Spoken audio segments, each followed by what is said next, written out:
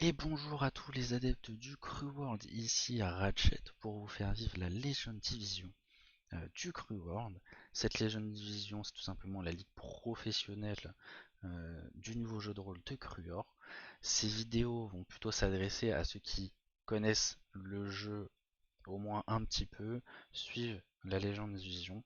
Si vous n'avez rien de tout ça, je vous invite vraiment à regarder un coup d'œil au wiki, au Discord ou même au stream.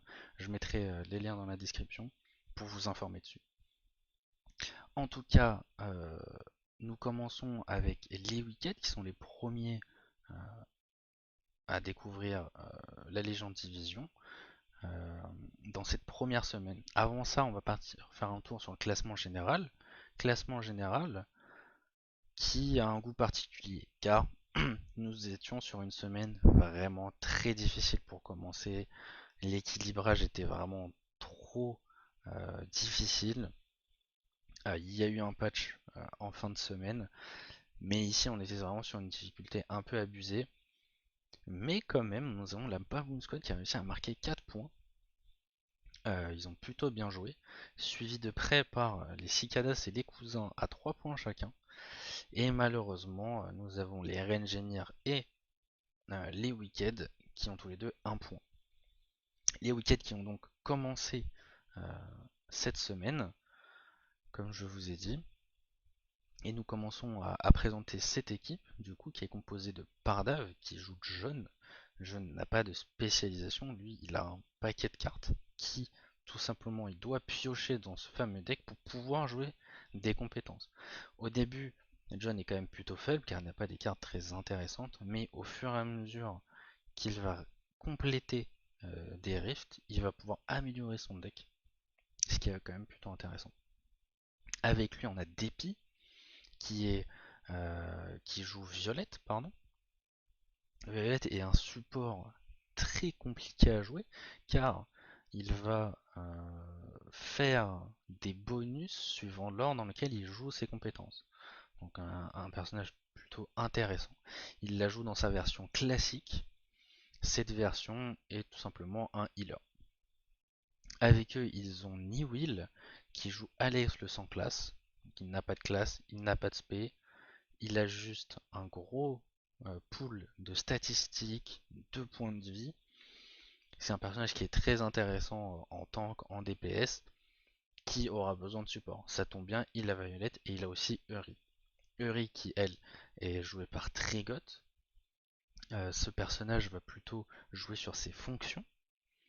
Et dans sa spécialisation manipulatrice de la matière, elle va notamment infliger des affaiblissements, des instabilités pardon, aux ennemis et mettre des concentrations à ses alliés.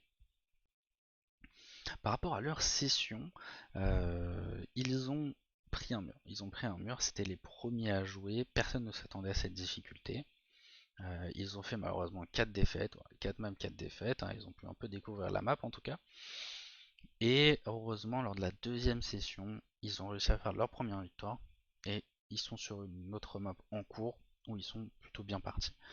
La map qu'ils ont réussi, c'était en Aquila. Et comme vous voyez, ils ont récupéré une ressource normale pour la suite. Pour la première map, ils sont tombés sur Réserve d'or. Une map avec 2 titans, assez compliqué pour un début de Cru World. Les unités gold sont tout simplement des espèces de blitzcrank. Ils ralentissent, ils ont un grab. Par contre, dès que vous êtes au corps à corps avec eux, donc le grab aide à ça, ils vous matraquent une série de 4 coups de poing. C'était vraiment plutôt compliqué. Ils sont aussi invulnérables. Et la spécificité de cette map, c'est que, comment gagner? Et bien comme vous voyez sur la droite, à côté des joueurs, il y a 12 carrés orange qui symbolisent des espèces de coffres à lingots d'or. Il faut qu'ils récupèrent 10 de ces lingots d'or, les emmènent dans le coffre qui a tout à gauche en blanc pour pouvoir gagner cette map. Ils ont lancé la map en mode normal et sont tombés sur le modificateur provocateur. Qu'est-ce qu'il fait? Il va tout simplement, quand les ennemis vont faire des dégâts avec leurs compétences, ils vont infliger provocation. Donc c'est compliqué de sortir de leur aggro. Comme la map précédente, ici ils sont restés en Aquila et ils ont été dans le métro. Nous voyons 6 parias communs, on se dit bon, c'est des personnages pas forcément très difficiles à tuer, mais les parias ils ont une particularité super intéressante et assez unlucky en début de campagne. Ils demandent un objet aux joueurs. Si jamais ils ne leur donnent pas d'objet, ils doublent leurs dégâts. Donc c'est assez compliqué à gérer quand t'as les 6 parias qui sont euh, boostés aux stéroïdes, assez compliqué. Et en plus de ça, car sinon ce n'était pas drôle, ils ont lancé la map en mode normal et sont tombés sur le pire modifieur post-nerf qui est explosif. Explosif, qu'est-ce que ça fait? Ça fait que quand le paria meurt, il va exploser sur une aura de 2 et infliger 200% de dégâts, sachant qu'ils sont 6. Évidemment, une map qui a été perdue assez vite. Ensuite, ils sont toujours restés en Aquila et ils sont partis sur l'avant-poste. L'avant-poste, ce qui est intéressant dans cette map, c'est que c'est la première où on voit une synergie entre deux mobs. On a les Eagle 4 et les Eagle 1. Les Eagle 1 qui sont des élites, eux sont plutôt corps à corps et vont venir appliquer des stacks de découvert sur les ennemis, sur les alliés plutôt, qui sont sur la map. Et les Eagle 4 qui sont des snipers vont plus facilement pouvoir viser et toucher les ennemis qui ont découvert. Sur une map où en plus il y a de la hauteur, car comme vous pouvez le voir sur la gauche, les snipers se positionnaient surtout dans cette grande structure qui est assez compliquée à, à atteindre si on n'a pas vol. Euh, ce que j'ai oublié de dire, c'est que les Eagle 4, non, les Eagle 1 justement, les élites, eux, ils avaient énormément de mouvements, ils volaient, ils avaient agile, c'était trop compliqué à atteindre. Évidemment, cette map a été très nerf, car ils étaient beaucoup trop forts. Ils l'ont lancé en mode normal, et elles sont tombées sur le modificateur perforant qui, à chaque fois qu'ils sont touchés, les personnages perdent un de défense et un d'esprit. Donc, autant vous dire qu'ils se faisaient détruire par les snipers. Ensuite, ils en ont eu marre. Ils se sont dit, Aquila, c'est vraiment trop dur. On part à Umbra. On part à Umbra, ils sont partis voir la porte. Malheureusement, ils sont tombés encore sur un nouveau titan. Alors qu'il n'y en a pas tant que ça, il paraîtrait. Mais écoutez, ils ont déjà découvert deux. Ce gardien de la porte et ces diablotins de la porte.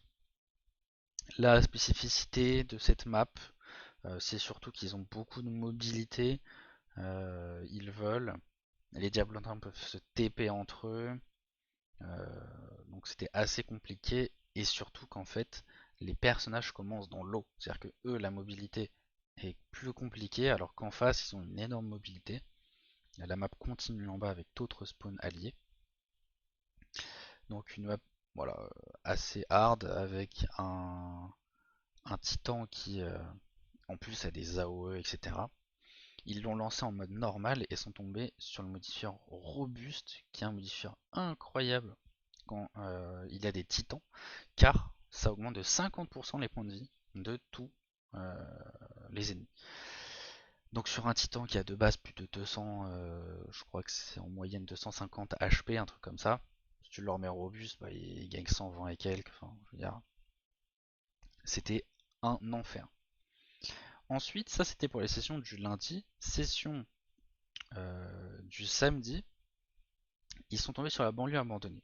Alors les deux maps qui vont suivre, je vais pas trop les détailler, je vais les détailler dans d'autres vidéos car c'est des maps qui ont déjà été faites. Notamment celle-là qui a été faite 4 fois. On y reviendra surtout demain car elle a été faite par les cicadas. Très brièvement, on a 4 tourelles qui s'activent surtout pendant le tour adverse, suivant plusieurs conditions, mais qui peuvent pas bouger. Ils ont lancé la map en normal, sont tombés sur le modifieur portail brisé qui enlève un de leurs objets, ça tombe pas, ils n'en avaient pas, donc super modifieur en début de saison. Et ils ont gagné cette map, ils avaient eu le temps de bien strater autour. Ensuite ils ont été sur bureaucratie, pareil je ne vais pas trop en parler, des banquiers, des agents de sécurité. Euh, Globalement, ils ont 10 tours avant qu'il y ait des renforts qui viennent les détruire. On sait pas la tête des renforts, mais on imagine qu'ils sont plutôt abusés. Ils sont toujours en cours sur cette map. Ils l'ont lancé en mode normal et en modifieur solide qui met plus 1 de défense et d'esprit à tous les ennemis. En tout cas, j'espère que cette vidéo vous aura plu. J'attends vraiment des retours, que ce soit en commentaire, que ce soit sur Discord. De toute façon, mon pseudo c'est Ratchet, 3364 sur Discord et sur Twitch. J'attends des retours, pour savoir s'il y a des trucs à améliorer, à ajouter, à retirer. Moi, le but, c'est de faire une vidéo qui est le plus concis possible. Je veux pas des vidéos de 20 minutes. Bon, déjà, de base, je voulais pas des vidéos de 10 minutes, mais il y a trop de trucs à dire, surtout qu'ils ont fait 6 maps, hein, ça n'a pas aidé.